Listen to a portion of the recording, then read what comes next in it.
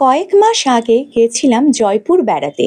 তো আজকের এই ভিডিওটাতে থাকবে জয়পুরে কি কি বিখ্যাত খাবার খেলাম সেখানকার সমস্ত কিছু তথ্য। রাজস্থানের বিখ্যাত থালি থেকে শুরু করে জংলি মাছ থেকে শুরু করে ছিল রাজস্থানের বিখ্যাত লাল মাছ। এর পাশাপাশি ছিল ডাল বাটি চুরমা থালি, ওখানকার বিখ্যাত পেঁয়াজ কচুরি, আর সাথে ছিল মাওয়া কচুরি আর ওখানকার এক বিখ্যাত দোকানের মাটন স্টু। আর এর সাথে ওখানকার লস্যি তো বাদ দিলে চলবে না। এই সমস্ত কিছু ইনফরমেশন কিন্তু থাকবে আমার আজকের এই ভিডিওতে। দেরি না করে জয়পুরের খাবারের সন্ধানে বেরিয়ে পড়া যাক। তিনটি ক্যাম্প মেট্রোর নিকটে হোটেল গয়ালে আমরা ছিলাম।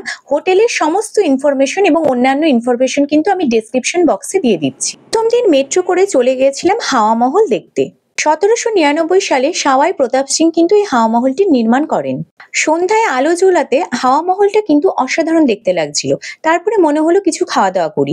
ওর কাছেই চলে গিয়েছিলাম একটা দোকানে, যেখানে কিন্তু গুজরাটি ফাফড়া বিক্রি করছিল। আমি এর আগে ফাফড়া কখনো খাইনি, এই প্রথমবার কিন্তু আমি রাজস্থানে গিয়ে ফাফড়া ট্রাই করছিলাম। তো আমাদের এখানে যেমন পাপড়ি চাট রেডি করে, ওরকমই কিন্তু ওরা পাপড়ি চাটের মতো করে কিন্তু সুন্দর করে রেডি করছিল ফাফড়াটা।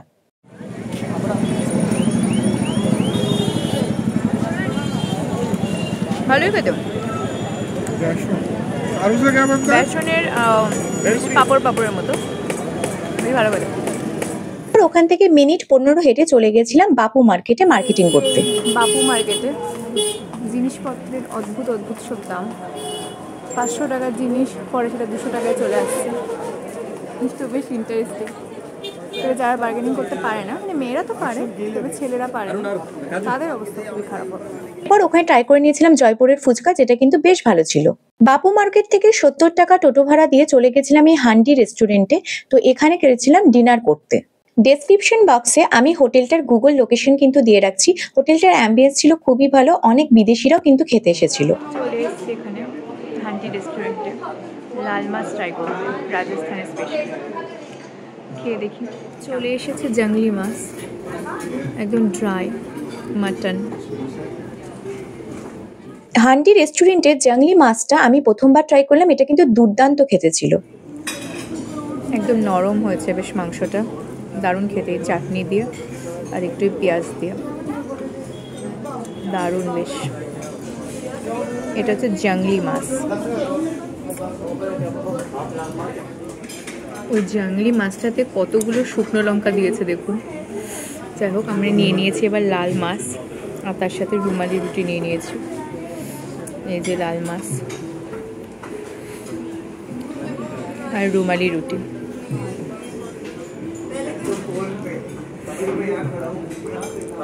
মাংসটা ভীষণই সফট,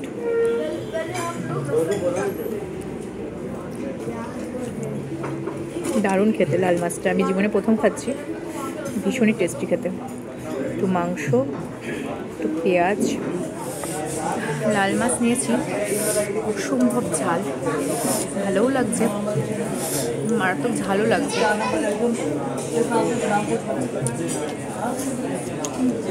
খুব ঝাল, ভীষণ ঝাল। দারুণ খেলাম, কিন্তু মারাত্মক ঝাল ছিল। এটা সত্যি দারুণ খেতে এখানকার লাল মাছটা। আর জংলি যে মাটনটা, ওটাও মানে দুটো আইটেমই প্রথমবার কিনা, অসম্ভব ভালো খেতে। আমাদের বিল হয়েছে 1000 চৌধুরী। জংলি মাছ নিয়েছে 390, আমি কোয়ার্টার নিয়েছিলাম, আর লাল মাছ কিন্তু 380 নিয়েছিল। পরের দিন সকালবেলা বেরিয়ে পড়েছিলাম জয়পুর ঘোরার জন্য। প্রথমেই চলে গেছিলাম বিড়লা মন্দিরে, তারপর চলে গেছিলাম অ্যালবার্ট মিউজিয়ামে। এই সমস্ত কিছু কিন্তু ডেসক্রিপশন বক্সে থাকবে, আপনারা সেখান থেকে ভিডিওগুলো দেখে নিতে পারেন চাইলে। মিউজিয়াম ঘুরে চলে গিয়েছিলাম ওখানকার যন্তর মন্তর দেখতে। এই সমস্ত জায়গাগুলি কিন্তু টিকিট কেটে ঢুকতে হয়। এরপরে গেছিলাম সিটি প্যালেসের জন্য।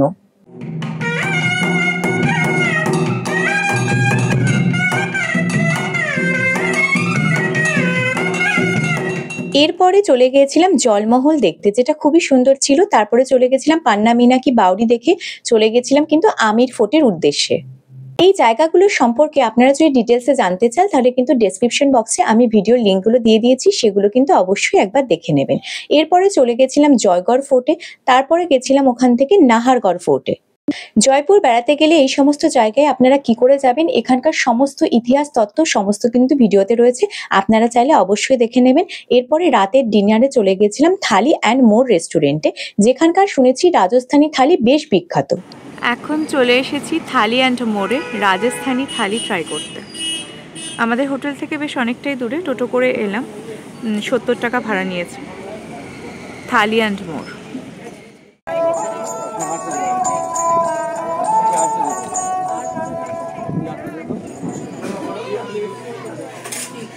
এটা রাজস্থানি থালি আর এদিকে আছে ডালবাটি থালি। তো আমরা এখন রাজস্থানি থালি নেব। রেস্টুরেন্টটাতে কিন্তু বেশ ভিড় ছিল আর এখানকার স্টাফেদের ব্যবহার কিন্তু খুবই ভালো ছিল। প্রথমে চলে এসেছিল ডালবাটি চুরমা থালি। এই যে গোল গোল বাটিগুলো, এগুলোকে কিন্তু এরকম ছোট ছোট টুকরো করে নিতে হয়, তার ওপরে কিন্তু এরকম ডালটা ঢালতে হয়, সেইভাবে কিন্তু খেতে হয়। তো আবার এরকম ভাবেও খাওয়া যায় যে বাটিটাকে ডালে ডুবিয়ে, আমি এভাবে খাচ্ছিলাম। তবে ওখানকার স্টাফেরা বলেছিল অথেন্টিক কিন্তু ওটা, বাটিটাকে টুকরো টুকরো করে তার মধ্যে ডালটা দিয়ে খাওয়া। এরপরে চলে এলো আমাদের রাজস্থানি থালি। এরকম সুন্দরভাবে সাজিয়ে কিন্তু দিয়েছিল থালিটা, দেখতে অসাধারণ লাগছিল, অনেক অনেক খাবার ছিল, তো দেখে তোমার মন ভরে গেল। जैसे ये येलो वाली सर मिस्सी रोटी है, मिस्सी ये वाली बेजर रोटी है। ओके, बेजर रोटी में 2 फ्लोर मिक्स रहता है, बाजरा जो दोनों मिक्स रहता है। ओके, प्लस ये मिर्ची टपोरे, ये लहसुन चटनी है। हम टेस्ट वाइज बीच में टेस्ट करते रहिएगा, बहुत बेस्ट है। ये हमारी केर सांगरी सब्जी है, इसकी केर सांगरी, इसके अचार भी रहती है, प्लस सब्जी भी हमारी बनती है स्पेशल। अच्छा। ओके, प्लस ये आलू प्याज पनीर तीनों मिक्स रहता है, इसकी सब्जी होती है। ये आपका लास्ट का डेजर्ट चूरमा आटे का, ये गट्टा कड़ी, ये प्लेन कड़ी, ये राइस। वैसे प्लेन कड़ी और राइस का बहुत अच्छा कॉम्बिनेशन है, बेस्ट ये है। ওখানকার স্টাফেরা কিন্তু কোনটা কি খাবার সেই সমস্ত কিন্তু বলে দিয়েছিল, যেটা আমার খুব ভালো লেগেছিল।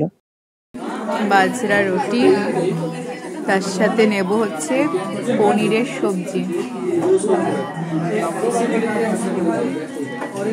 পনিরের সবজি, আলু, বাজরার রুটি আর পনির আলু সবজি।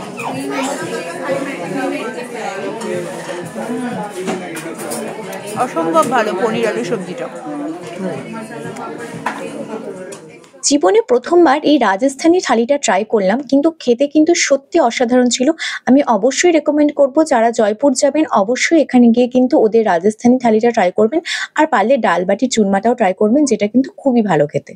এই যে হালুয়ার মতো আইটেমটা, এটা হচ্ছে কিন্তু চুরমা, এটা ডাল বাটি থালিতেও দেয়, আবার রাজস্থানি থালিটাও কিন্তু থাকে। চুরমাটা কিন্তু আমার বেশ ভালো লেগেছিল খেতে। থালি অ্যান্ড মোড়ে রাতের ডিনারটা সেরে সত্যি কিন্তু মনটা ভরে গেছিল। পরের দিন সকাল হতেই চলে গেছিলাম আবার হাওয়া মহলের কাছে পুরঞ্জি কচুরি বালেতে কচুরি খাওয়ার জন্য।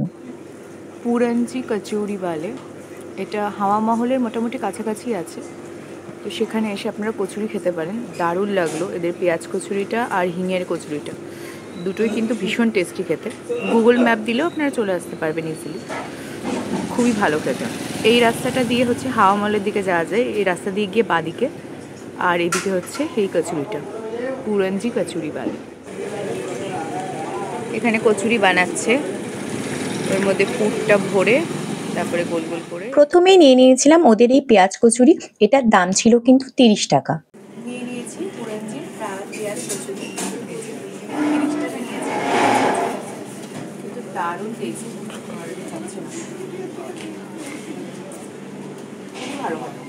পেঁয়াজ কচুরির পর নিয়ে নিয়েছিলাম ওদের হিঙের কচুরি, তার মধ্যে দই ছিল আর 2 রকমের কিন্তু চাটনি ছিল। এটার দামও সেম ছিল। এই হিঙের কচুরিটাও কিন্তু বেশ ভালো লেগেছে। তবে পেঁয়াজ কচুরিটা জাস্ট কোনো কথা হবে না, ওটা কিন্তু অসাধারণ খেতে। আপনারা গেলে ওটা কিন্তু অবশ্যই ট্রাই করবেন। এই দোকানটিতে কচুরির পাশাপাশি নানা রকম মিষ্টিও কিন্তু পাওয়া যায়, আপনারা চাইলে সেটাও ট্রাই করতে পারেন। এটা হলো এখানকার মিষ্টি কচুরি, তো এটা হচ্ছে 30 টাকা করে। তো এটা দেখা যাক কেমন।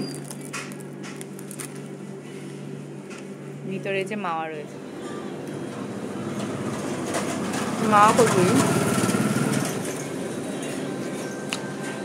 এটা মিষ্টি, তবে এটার থেকে আমার সবচেয়ে বেশি ভালো লেগেছে কিন্তু পেঁয়াজ কচুরিটা, এটা দারুণ হয়েছে। কচুরি খেয়ে আর একবার হাওয়া মহল ঘুরে আমরা চলে গেছিলাম দুপুরে লাঞ্চ করতে। বাপু মার্কেটের কাছেই কিন্তু রয়েছে এই দোকানটা, আমরা অটো ভাড়া করে নিয়েছিলাম এই দোকানটিতে যাওয়ার জন্য।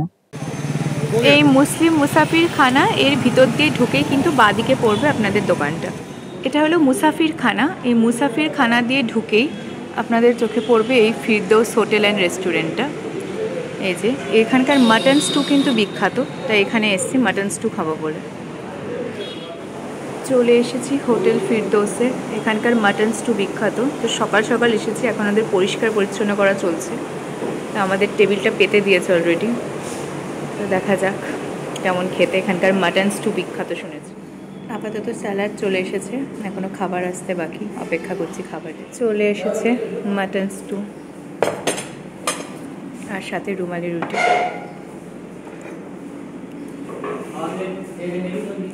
এই দোকানটির খোঁজ কিন্তু আমি এক্সপ্লোরার শিবাজিদার ভিডিও দেখে পেয়েছিলাম।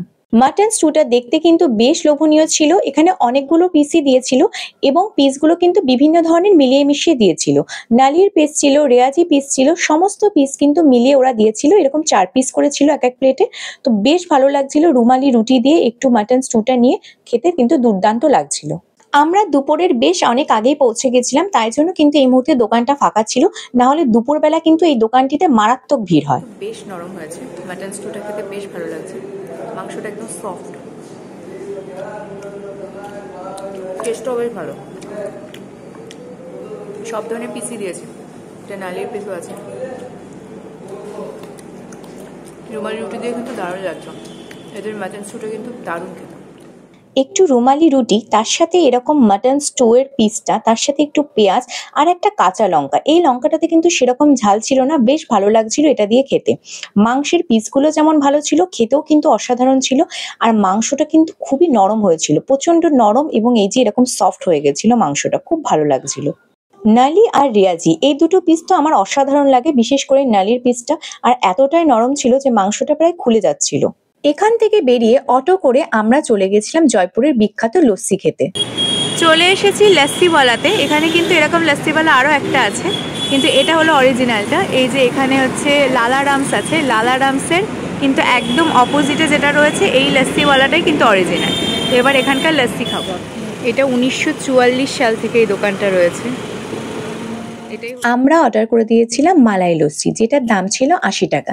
এমনি লস্যিও রয়েছে, কিন্তু আমার মালাই লস্যিটা একটু বেশি ভালো লাগে, তাই জন্য মালাই লস্যি নিয়েছিলাম।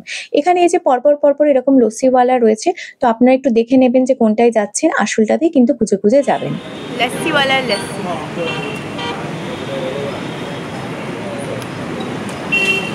বেশ ভালো লাগছে।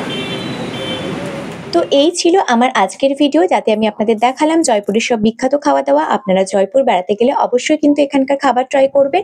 আর এখানকার অন্যান্য ঘোরার জায়গাগুলো, হোটেলের ইনফরমেশন, সেই সমস্ত কিছু তথ্য কিন্তু আমি ডেসক্রিপশন বক্সে দিয়ে দিচ্ছি ভিডিওর লিঙ্ক, সেখান থেকে অবশ্যই দেখে নেবেন। আর বং ফুডি অর্পিতা চ্যানেলটিকে কিন্তু অবশ্যই লাইক, শেয়ার এবং সাবস্ক্রাইব করবেন। আর সকলে কিন্তু ভীষণ ভালো থাকবেন। ধন্যবাদ।